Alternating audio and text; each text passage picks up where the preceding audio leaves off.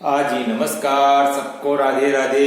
Online class में एक बार फिर आपका स्वागत। आज हम कक्षा 10 विषय गणित, इसके अंतर्गत अध्याय 8वां ऊंचाई और दूरी। इस अध्याय को शुरू करने से पहले इस अध्याय से संबंधित कुछ परिभाषाओं के बारे में हम जानकारी करेंगे, ठीक है ना। तो वे परिभाषाएं कौन कौन सी है, उनमें सबसे पहले जैसे दृष्टि रेखा। अब दृष्टि रेखा क्या होती है? दृष्टि रेखा प्रेक्षक की आंख और वस्तु के बीच की दूरी।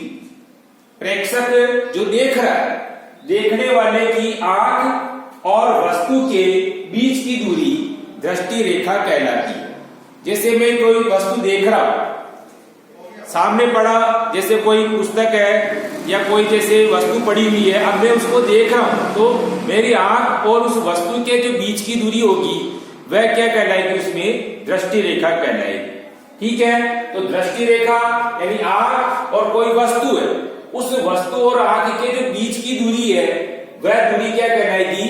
दृष्टि रेखा कहलाएगी। तो प्रेक्षक की आंख यानी देखने वाले, प्रेक्षक की आंख और वस्तु के बीच की दूरी दृष्टि रेखा कहलाती है, ठीक है। तो पहली परिभाषा अपने को यह ध्यान में रखनी कि दृष्टि रेखा क्या होती है। तो दृष्टि रेखा प्रेक्षक की आंख और वस्तु के बीच की दूरी दृष्टि रेखा कहलाती है।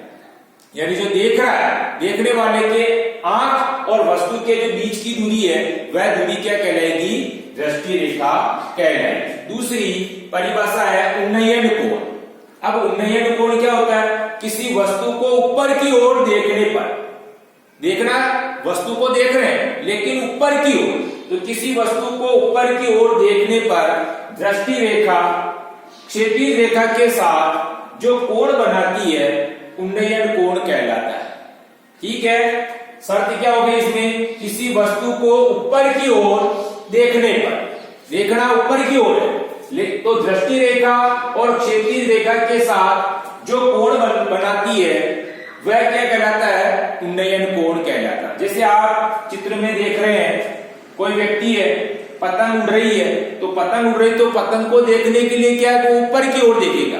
तो ऊपर की ओर देख रहा है उस पतंग को, तो दृष्टि रेखा यानी उसकी दृष्टि रेखा जो ऊपर की ओर है, और क्षैतिज रेखा, दृष्टि रेखा क्षैतिज रेखा के साथ में जो कोण बन रहा है, जो कोण बना रही है, दृष्टि रेखा क्षैतिज रेखा के साथ में जो कोण बना रही है वह क्या होगी? उन्नयन कोण।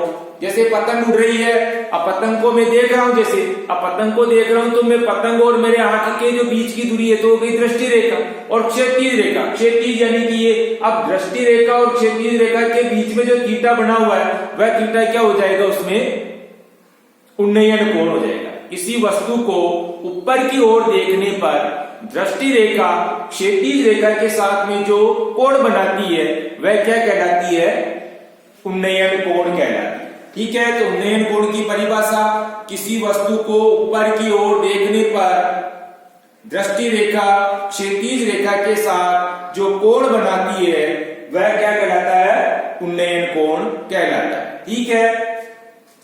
इसी तरह से अवनमन कोण, तीसरी परिभाषा है अवनमन कोण। अब अवनमन में क्या होता है? इसका उल्टा, किसी वस्तु को नीचे की ओर देखने पर, कहां देख रहे हैं अपन? नीचे की ओर। तो किसी वस्तु को नीचे की ओर देखने पर दृष्टि रेखा क्षैतिज रेखा के साथ जो कोण बनाती है अवनमन कोण कहलाता है, ठीक है। दृष्टि रेखा क्षैतिज रेखा के साथ जो कोण बनाती है अवनमन कोण कहलाता है।